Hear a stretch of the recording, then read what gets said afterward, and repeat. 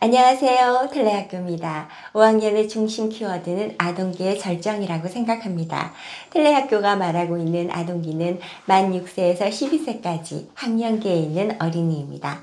더 높은 학년인 6학년도 있지만 6학년은 세 번째 사춘기, 청소년기의 모습을 간혹 보입니다.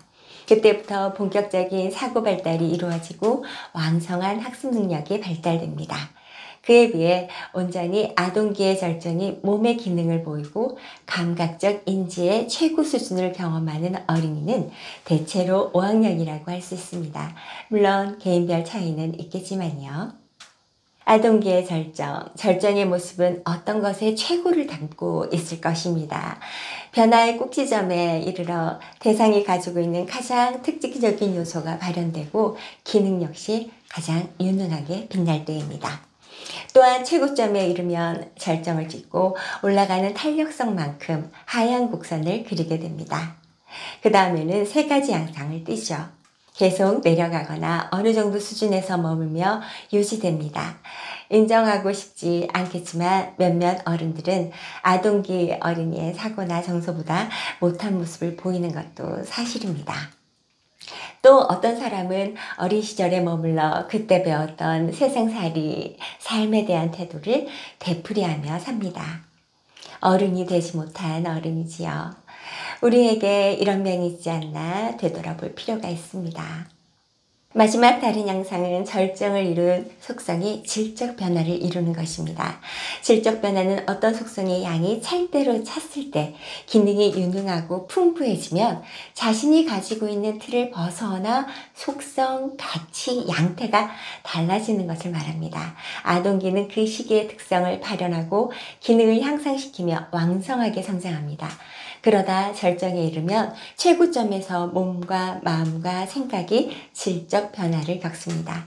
이른바 사춘기 중에 사춘기, 세 번째 사춘기인 청소년기에 이르는 것이죠.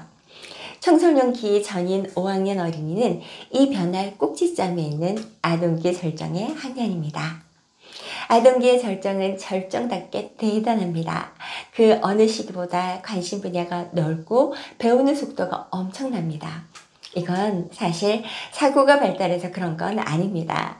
물론 사고도 발달하지만 몸이 성장한 것이 더 큰 영향을 끼칩니다. 아동기에서 사고는 자랄 뿐이지 큰 비중을 차지하지 못하거든요. 20살은 넘어야 사고가 몬 만큼 어떤 사람에게는 사고가 더 많은 영향력을 가집니다.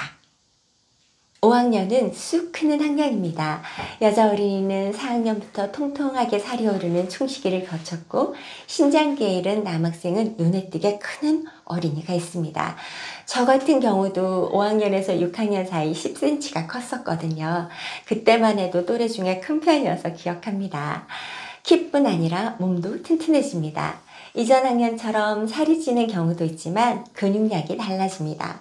성성숙이 이루어지면서 호르몬이 분비되어 그렇습니다. 대표적인 것이 에스트로겐과 테스토스테론이죠. 이 두 호르몬에서 에스트로겐은 여성에게만, 테스토스테론은 남성에게만 분비되지 않습니다. 소리식이긴 하지만 남성, 여성 모두에게 이 두 호르몬이 작용합니다. 적은 양이지만 남자 어린이만큼 여자 어린이에게도 근육을 발달시키는 호르몬이 영향을 끼친다는 것입니다.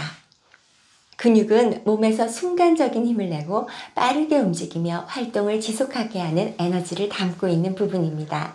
5학년이 되면 이 근육이 발달합니다. 그래서 5학년은 쉽게 지치지 않습니다. 에너자이저들입니다. 우리 아이는 체력이 부족하다고 걱정하는 보호자시라면 다시 감각으로 돌아가 체력의 밑바탕을 길러야 한다고 말씀드리고 싶습니다. 달리기를 시키면 태권도나 복싱을 배우면 길러지지 않겠나 되물으실 수 있습니다. 그러면 전 5학년은 아직 어린이라고 대답할 겁니다. 너무 힘들거나 지루한 운동은 끝내 해내지 못할 가능성이 높습니다. 다시 감각적 활동을 하며 의지를 키우는 것이 돌아가더라도 바른 길로 가는 것이 효과적입니다. 근육이 발달하면서 힘을 쓰게 되는 게 달라집니다. 공을 던질 때 보면 와우, 속도나 세기가 4학년하고는 비교할 수 없습니다. 예전이라면 무서워할 만한 활동에 도전하는 모습도 볼 수 있습니다. 외발 자전거, 덤블링, 스케이트보드 같은 아찔한 운동도 시도하고 끝내 성공하는 어린이들 많습니다. 이런 것 모두가 근육의 성장에 큰 역할을 합니다. 그래서 여학생들도 근육을 키우는 활동에 빠지지 말았으면 합니다. 생리가 시작되면 여성 호르몬 분비가 많아지고 소량 분비되던 남성 호르몬도 여성 호르몬화되는 경향이 있습니다. 그래서 그렇게 좋아하던 체육 시간도 시큰둥하는 여학생도 생기고요. 이러니 운동 능력의 차이는 점차 더 벌어지게 됩니다.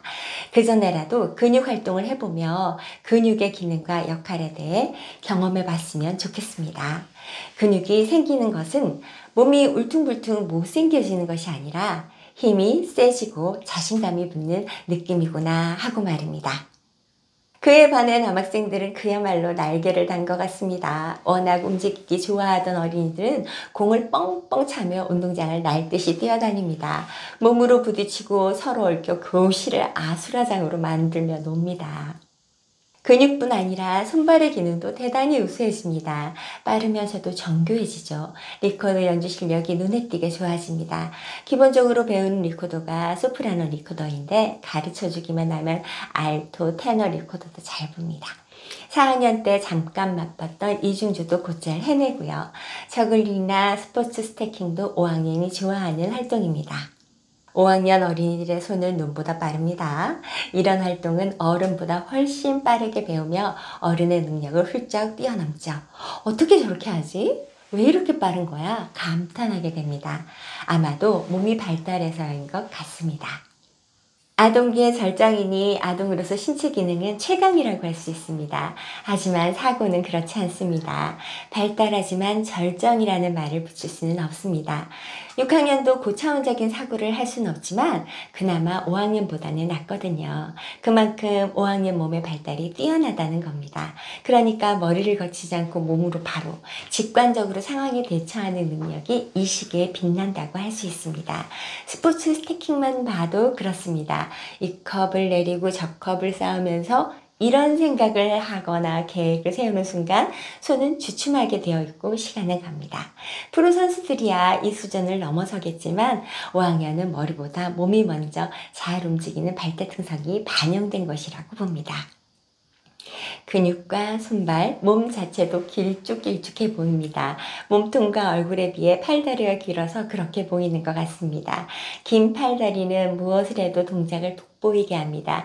발도르프의 유리듬이나 태권도 품새 동작을 5학년 어린이들이 모여서 하는 걸 보면 그렇게 멋있을 수가 없습니다. 노래도 마찬가지입니다. 파리나무 소년 합창단을 기억하시는 분이 계실 겁니다. 변성기 전인 소년들의 합창을 들어보신 적이 있다면 아동기의 절정에 이른 어린이들이 가지는 타고난 아름다움을 이해하실 겁니다. 또 말씀드리지만 우리 교육과정에서 이런 편안하고 조화로운 움직임을 잘 할 수 있는 활동이 부족해 아쉽습니다. 워낙 활동량이 많다고 생각해 발산적으로 에너지를 뿜어야 한다는 전제가 지배적인 편입니다. 편안하고 고요한 활동을 하면서도 에너지를 집중해서 쓸 수 있는데 말입니다. 판토마임이나 유리듬이 요가나 발레도 너무 좋은 활동입니다. 어린이들이 정서적으로 균형 잡는 데도 좋을 거고요. 경쟁적이고 공격적인 활동을 좋아하는 남학생들에게도 이런 시간이 필요합니다. 하긴 교육과정에 바라는 게 어디 한둘이겠습니까? 아시다시피 5학년에서는 2차 성징을 보이는 어린이가 많아집니다. 여학생은 몇 명 빼고 생리를 합니다. 남학생은 2학기쯤 되었을 때 변성기를 맞는 어린이가 있습니다. 알고 있는데도 교실에서 낯설고 굵은 목소리가 들리면 깜짝깜짝 놀랄 때가 있습니다. 누가 왔나? 아, 아니지, 우리 어린이지 하고 말입니다. 아직 어린 모습이 그대로 남아있는데 목소리만 달라지니 매치가 잘 안 될 때가 있습니다. 그래도 어린이는 제가 조심해야 합니다. 어린이도 자신이 겪는 2차 성징이 어색할 텐데 담임인 저나 친구들이 네 목소리 이상해 하거나 너 생리해? 하면 얼마나 싫겠습니까? 5학년에서 강조한 훈육이 성적 매너였습니다. 늦어도 3학년 때부터 신경 써야 하는 부분입니다. 5학년이 되면 특별히 더 많은 교육을 해야 합니다. 물론 학교에서 신체적 변화에 대한 성교육을 하고 있습니다. 변성기 때 너무 소리 지르지 않는 게 좋다. 생리혈이 보이면 주저하지 말고 생리대를 받으러 와라. 같은 기본적인 것들을요. 그리고 서로에게 성적인 매너를 지켜야 한다는 것도 말입니다. 나와 다른 성에 대한 존중을 먼저 익히도록 가르칩니다. 가정에서도 중요하게 이야기해 주셔야 한다는 걸 다시 한번 강조합니다. 언젠가 학교에서 보호자님들을 만날 기회가 있어 찾아갔습니다. 그 학교는 특이하게 저녁 시간을 잡아 모임을 했습니다. 아마도 낮에는 일하느라 바쁘셔서 참여하지 못하는 분들이 있어서 그런 것 같았습니다. 저는 좋았습니다. 한 분이라도 더 만날 수 있는 기회니까요. 여러 이야기가 있지만 5학년에 맞는 에피소드를 골라 꺼내보겠습니다. 학교에 바라는 점이 있으신지 여쭤봤더니 남자 보호자 한 분이 말씀하셨습니다.